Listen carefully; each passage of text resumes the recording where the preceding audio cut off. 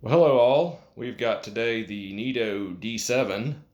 Alongside it here, I've got exactly weighed 5 grams of artificial hair. And this is a test to see how well the Neato D7 does at a hair pickup test.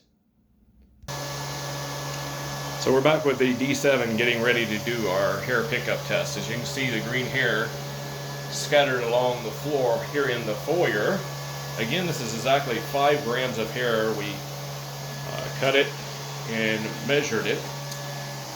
And this is a quick test in my foyer to see how well it picks up. At the end of this, we will weigh the amount of hair that is collected in the dustbin and see how much of this the D7 was able to get. I imagine this is quite important for many households, the ability for these vacuum robots to pick up hair. So I can see why the need for the test, and I'm happy to do it. Happens to be around Halloween time right now, so it's pretty easy to run down to the store and pick up a wig for a few bucks, chop it up and put it down on the floor. You also see the way the Neato D7 navigates around my foyer here, in and out of doorways and along baseboards. I've got some laid here along the side. Let's watch as it runs down the side here. The D7 uses a small side spinning brush that's over here on the left side of your screen in order to help pull material from the side. You can probably see a little bit of it here, a little bit dark in here. And it helps pull it into the main roller brush, which is right there along the very front of the robot. It runs right up under the front there, and that's so that the roller brush can be closer to the edge of the room, therefore being able to theoretically pick up more along the edges.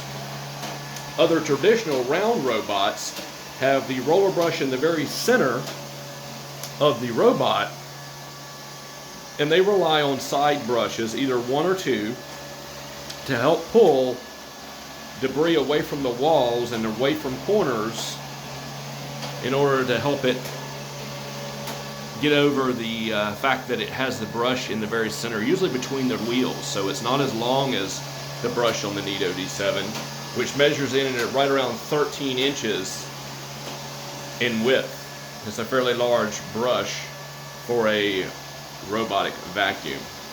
Again, this is the Neato D7.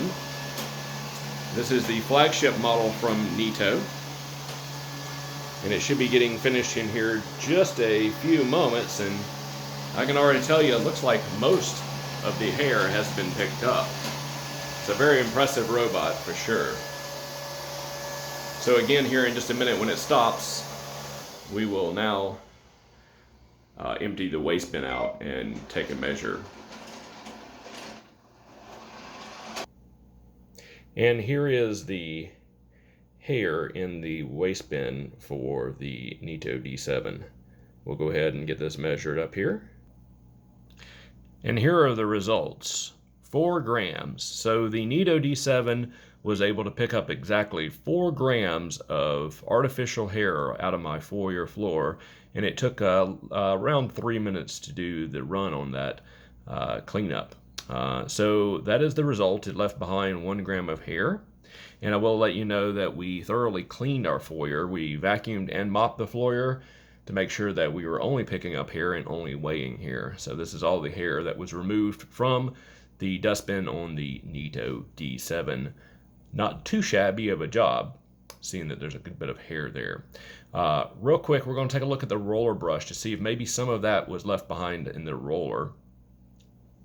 It looks like the weight is fluctuating here a little bit. These scales are not the best at all. 3.94 looks like it's fluctuating between that, so it looks like it must be right there on the edge of 3.9 and 4 grams. Hold on one second. We'll take a look at the brush, see how the brush looks. And we are back with the roller brush on the Neato D7. As you can see here, this is an indication of what you can expect as far as tangled hair, and this is a little bit extreme compared to what I see in the house, especially down here at the end where a good bit of it has wrapped itself around this. Now the ends on the D7s, I'm sure all of the Neato series, they don't come off. So they do give you a little tool that you can cut this hair off of the roller. But as you can see here, there's no easy way to get it off the end here, other than maybe cut it. I don't know how well we could try to peel it back or not.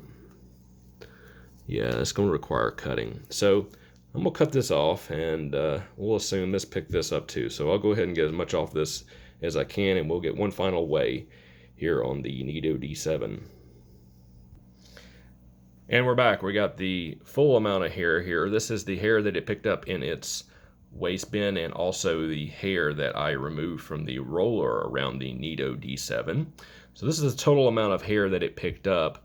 The total we showed a minute ago was just in the dustbin.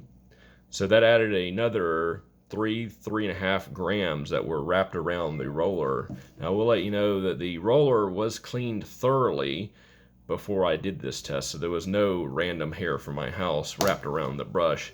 This is all of the artificial hair.